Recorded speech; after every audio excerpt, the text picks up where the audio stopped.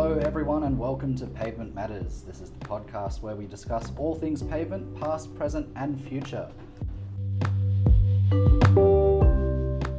Today we have a very special guest who is Susan Tighe, the past president of the Canadian Society of Civil Engineering. She's also a scholar, an educator, a researcher, professional engineer and a fellow of Canadian Academy of Engineering. Welcome. Well, thank you very much for the invitation. I am delighted to be here with you. It's okay. Susan's come all the way from Canada to be with us today, although I'm sure not the only reason, but very, very honoured to have you here. Thank you. Yes, the pleasure's all mine. Well, you've got quite a distinct list of accolades to your name. I'm just wondering, what led to that success? Was it an inspiring mentor back in the day, or was it just this, you left school and you just had this overwhelming desire to make some sort of change, or was it something else? Oh, that's a great question and a hard question, quite frankly. So I went into engineering because I liked math and science, and I think that there was always challenges, and I love this idea of solving problems. And so when I graduated, I actually worked as an engineer, and that really set me up, I think, for success in my career, because I worked in construction and I worked in design and policy writing, and I liked it so much that I decided to do a master's. So I did my master's mostly part-time, and with some nudging from some professors and some other folks, I ended up doing a PhD. And then I became a professor, and I guess that really put me on a track of researching, teaching students. I've always been very curious, and I think in engineering there were always problems to solve, and so I took this path. And I've been an academic for 25 years, and it's been fantastic. I've just coming up to 30 years since my undergraduate graduation, and it's been wonderful to see the progression of what's happened in our field, but also over the years, my career has really developed and grown in many ways and shapes and forms. So yeah, it's quite exciting to be. I can't believe it, actually, that 30 years has gone really quick. In terms of success, or in terms of really, I think, always finding something new to do, you have to have passion for what you do, and you have to really find something that you enjoy. And I think also part of it is I could always see places where we could do things better. We could be more efficient, or we could just maybe try something new. And to me, that's what's really interesting about my career. Of course. I mean, it's been said by so many different people throughout history, is the perfect job is the one that doesn't feel like a job. It's the one where your passion is speaking through you, you're doing everything you want to do, and then you come home and you're satisfied all the more for it. So given what you've achieved in your time, you probably could have done and been successful in any kind of field, but you picked civil engineering. So what reason did you have for that? Yeah, that's an interesting question. I mean, I don't know if that really is true, if you can always be successful in any given field, because I do think you have to be interested in what you're doing. I picked civil engineering because it's very practical.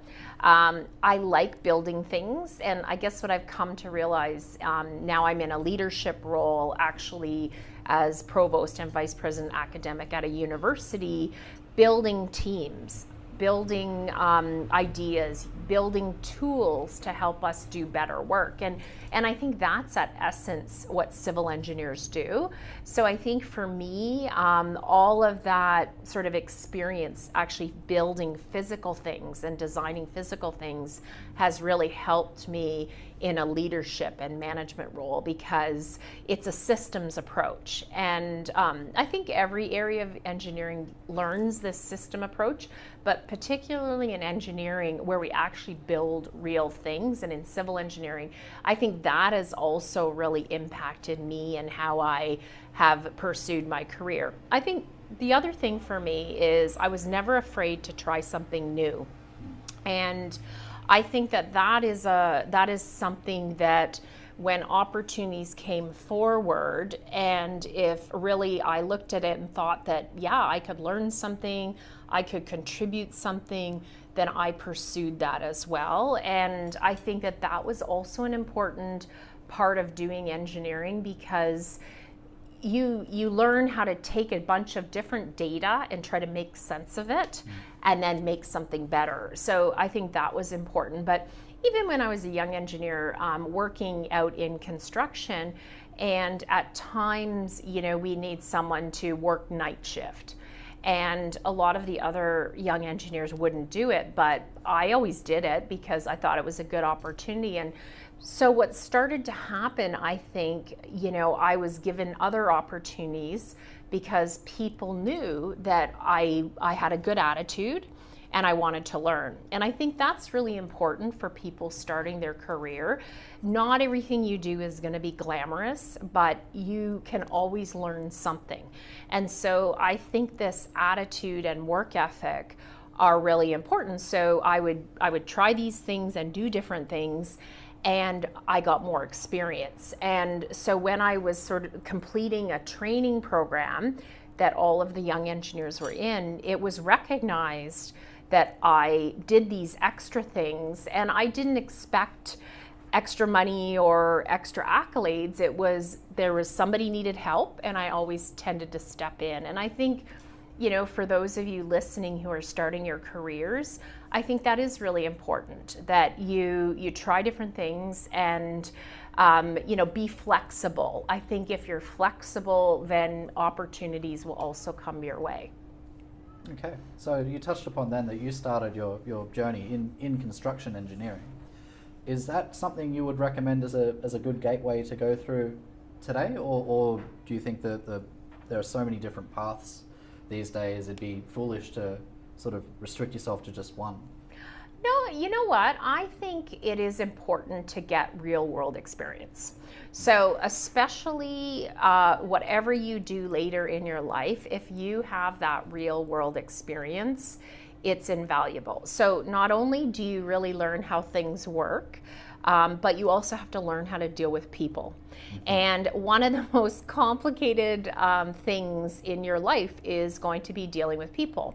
Now, the vast majority of people are great to deal with, but you have to learn how to deal with very difficult people. And I learned a lot when starting my career working with different people, different teams, and I think that actually helped me more than any books, any additional courses I could take, because I think it really grounded me. And also, another part that I think is really important, that when you start your career, obviously you're learning. You might have the book skills, but you don't have the practical skills. And I think what happens is, after you get that practical experience, you can combine your experience, your work experience, and your education. And that to me was super valuable and helpful. And now I look at what I'm doing, I'm managing large teams of people. I can draw on those first experiences, just learning how to manage teams and also inspire people to be better. I think another really important thing about working in the real world is you actually have to be accountable. So, I've had the opportunity to work in both the public and private sector. You have to be accountable. Like if you have to deliver something, you have to deliver it on time. There's some quality expectations, and I think that piece is also important, because what I've come to realize is not everybody does deliver. And the thing is, your career is built on all these experiences you have. And so if you've, delivered high quality material and you've been a team player, people will want to work with you. If you aren't that way, they're not going to want to work with you. And I think that is also important, that everything you do and everything you say, that's contributing to the broader profession and also the broader project.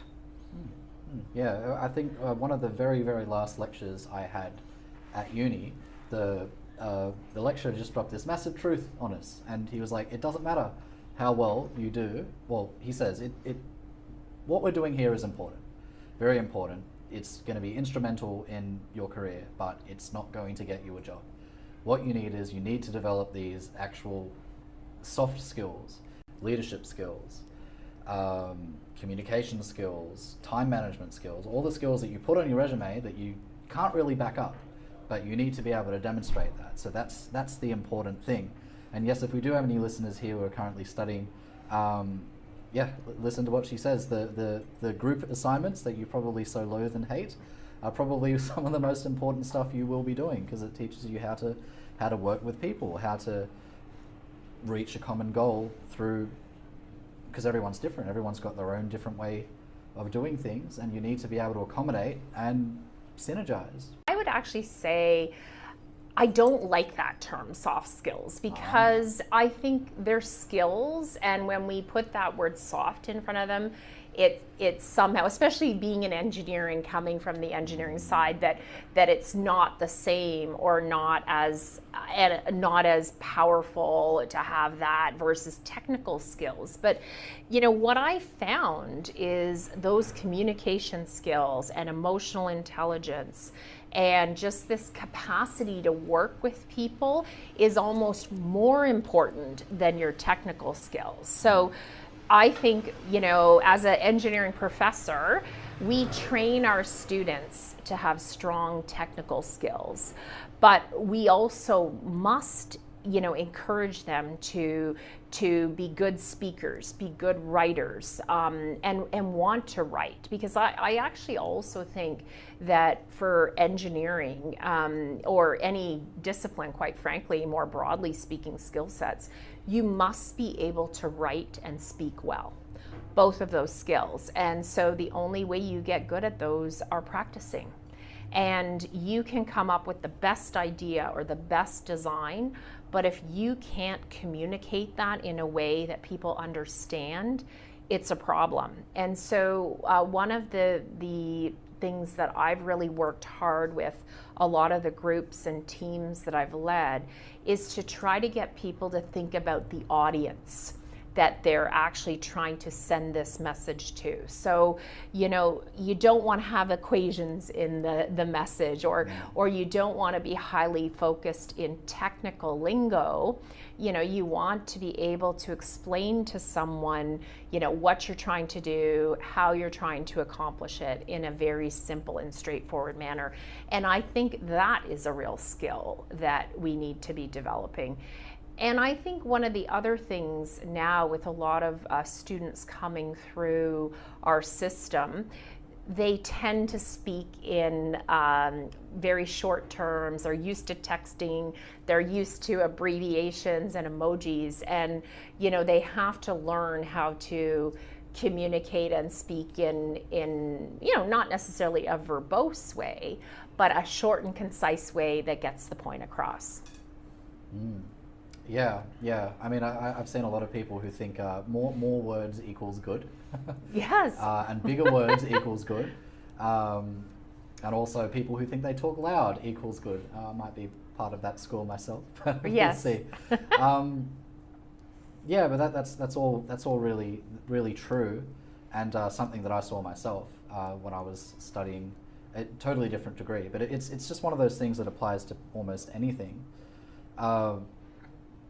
If you have something that's the majority of people you're going to be talking to in your work, say if you are an engineer, you might have to be talking to the project managers or the financiers or the asset owners who may not be engineers, but they need to know just as much as you do what's going on. And without those proper communication skills, it is a real problem. Mm-hmm. So as we touched on before, you've been in engineering for about 30 years now, and when you started, my guess is there probably weren't too many women doing it back then. So did you feel out of place? Was it confronting? Mm-hmm. How did you react? Yeah, that is a great question. So when I first started, there were very few women in engineering, and in fact, when I became a professional engineer in the province of Ontario, Canada, only 2% of the whole profession at that time was licensed as a professional engineer. You know, when I went through school, there were very few women in the program. So it was actually quite surprising to me at first, because I didn't realize there were so few women until I actually got to university and was in a class of 100 people and there were only 10 women. That was actually quite surprising to me. And certainly when I started my career working, when I graduated and went out to construction, I was on a job site where there was 200 people and I was the only female. I was the only engineer out on the site and only female. And certainly there were some on the site who made it very clear to me that they didn't think women belonged out there. And you know, what I basically did is every day I went to work with a positive attitude. I was there to learn. I mean, I had studied at school, I worked hard, and I was there to learn. And what started to happen is people then really started to see, yes, it was good to have this person who had a different perspective. And I actually have always believed having a diverse group of people at the table brings better solutions to problems. So it became recognized pretty quickly that when I was at the table, I was suggesting solutions that people weren't thinking about. And that came from being a woman. That was my lived experience and just having a different perspective. I would say the people, especially when I was quite young, I mean, I was 22 years old at that time, so many years ago. And, you know, the people that I think were most open to me tended to be the men who had daughters. And I think what happened is those men that had daughters looked at me like a daughter and felt, wow, like I want my girls to be able to work and be supported. So, you know, and over my career, in fact, you know, even every once in a while, I'll come across someone who has, let's say, very old ideas of where women should be and the roles they should have. And I think at the end of the day, you do a good job. And you know, you come to work every day and you try your best and you push the boundaries. And I think for me now, you know, it's quite easy for me to respond. I mean, the challenge is when you get to a certain point in your career, you're dealing with that less because of the role you're in and the position. However, it's my job to ensure that we do have pathways where everyone feels welcome. And I would say not only for women, but, you know, equity deserving groups, you know, over the years, you know, I've had a lot of people from the LGBTQ plus community work with me. And I think that is important because you create a culture where people feel welcome. So we've come a long way. But however, I still think we have some room to improve. And over the years, you know, I think back several years ago, and I had a number of very high-level government people coming through my lab. And there were equal numbers of women and men in the lab.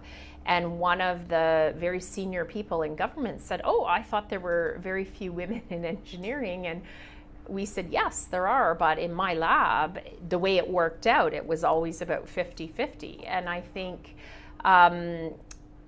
that was part of the culture of feeling included and feeling like everyone has a role to play. And let me be clear, you know, the groups, the teams that I've built have been high performance teams.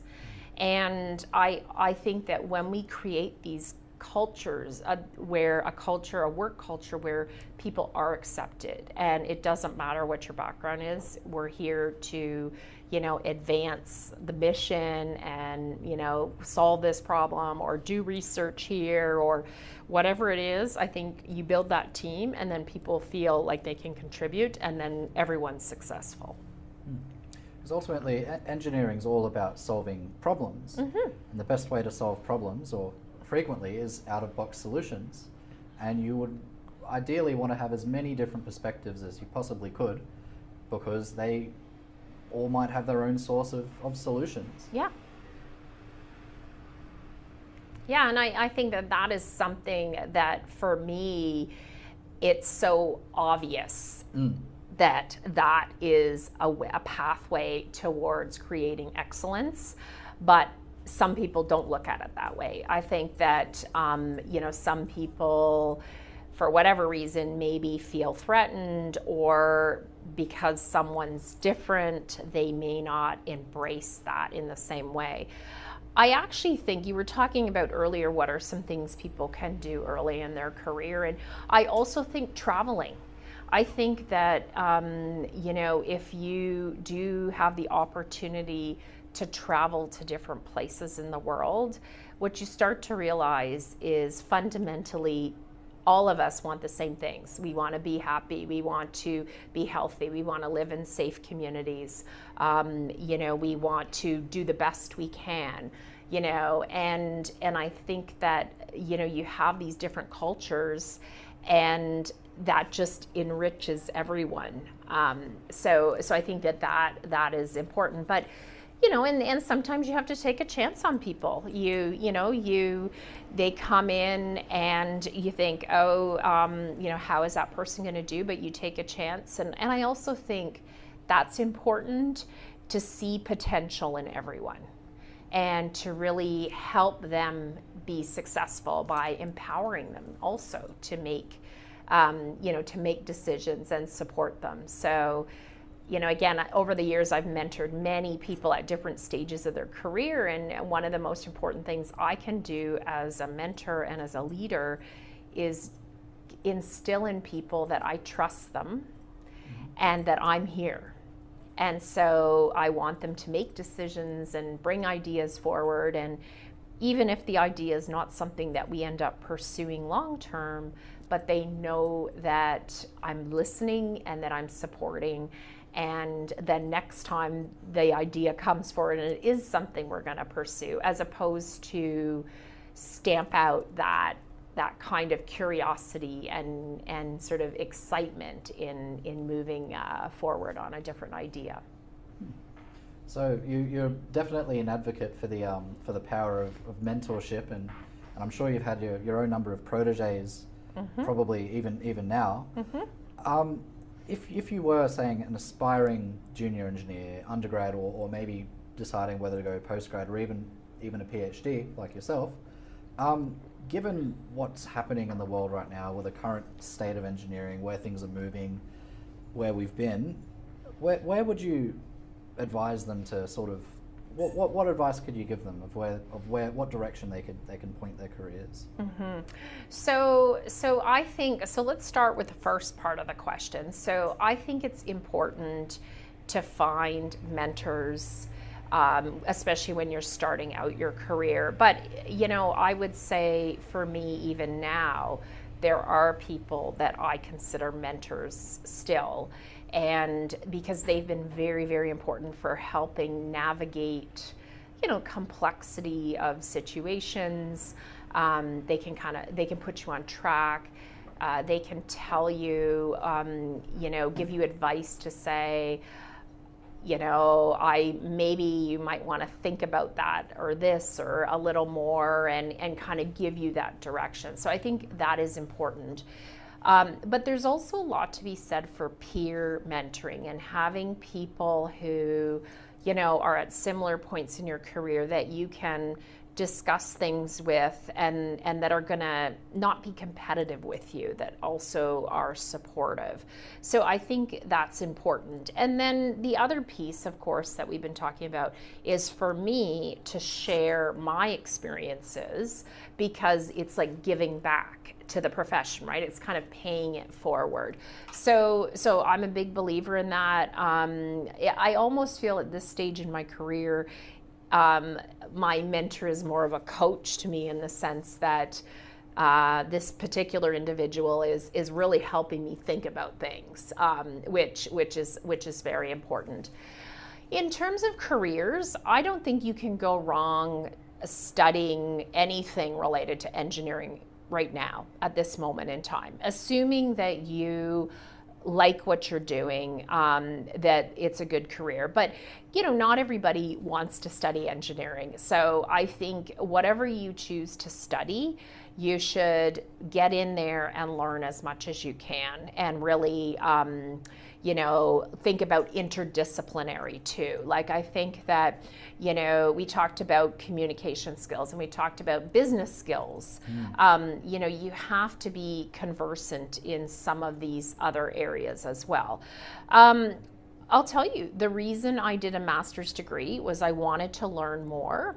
And in the undergraduate program, you learn a lot, but you don't really learn those skills, how to tackle complex problems. So doing a master's was a pretty easy decision. And there's lots of course masters, and there's lots of opportunities to do MBAs or masters in finance, or take some other types of disciplines that are complementary to engineering. The reason I did a PhD was actually because I was very interested in doing international work, and more specifically working for the World Bank, because they don't hire anyone that doesn't have a PhD. So when I did my PhD, I wasn't intending to be a professor at all, although I had always done teaching. I was a lifeguard and swimming instructor, and at camp and all of these things, and I always enjoyed teaching. But that wasn't what I was thinking about doing. And what started to happen with me, I started my PhD and I started teaching courses because there were opportunities to teach, and I really enjoyed it. And so for me, that seemed to be a logical choice. But my first sabbatical was actually working in the private sector here in Australia, and that was time where I actually got to know pavement management services. Although I met Dr. John Yeaman many years before that, but I think it was a small world, and I think that for me, I became an academic, and I'm happy to be an academic, but I've also had an interesting career working in the private sector and public sector. And I think that has really helped inform my research, inform my professional activities. And I think, again, you have to be holistic. And in order to be holistic, you have to have these different kinds of experiences. Okay. Yeah, that's very good. So you were working closely in the Sunshine Coast with our team up there. And for anyone who doesn't know, Dr. John is the founder of Pavement Management Services. So we've been around since 1981, and Dr. John's actually been pretty much instrumental, especially in Australia, in bringing the idea of pavement maintenance to Australia, and really understanding the idea of keeping your pavements going for longer to get more value and use out of them. So I'm sure it was a very rewarding experience, and I'm sure he would have learned a lot off you as well, I imagine. You shared an office, I heard. We shared an office, yeah. So that was actually 2015. So that was another round of time in Australia. And I think if you look at the company, it was built on entrepreneurship and innovation and a curiosity for doing things differently and better, and a real striving for excellence. So, and kudos to him being brave to do that at the time, and just all of the technologies that were brought to this country, but also more globally as well because of the work that was done here. So yeah, I think, what I would say is it's been a real privilege to work with him over the years, and certainly John now, who's running the company here, and just to talk about ideas and talk about how do we do things better. So yeah, it's been a great, interesting journey. So they've put up with a Canadian telling them what to do, and maybe conversely with Australians kind of teaching us how to do things better. So it's been a great opportunity. Okay. Yeah, well, one of the things I've noticed here is that it's really your interactions with other people that really help develop your skills in this sector, and in fact in any sector. And that actually is one of the things I'm a little bit concerned about these days, is that I graduated from my degree just before COVID hit. Mm-hmm. I had my last unit actually in COVID. And we have a couple of undergraduates and fresh graduates in the company, and they told me that after COVID hit, they basically didn't go into campus at all. Mm-hmm. Most of my fondest memories of university, and developmentally speaking as well, were all done in person. Like I managed a society, I had conversations with tutors and lecturers. I'm just a bit concerned that these things aren't happening as much these days. And as you were discussing mentorship, how would someone in that kind of culture even find a mentor in the first place? Yeah, it's hard. It's a very tough time, and I can tell you as a senior administrator of a university, we also worry very deeply about mental health with our students and our learners, but also those that are on faculty who are teaching and have been isolated. So I don't think there's any golden bullet, but I do think what we need to do is create community everywhere. So for students, I would hope that they would be able to talk to their teaching assistants, talk to their professors, reach out to people that are interested and willing to help them.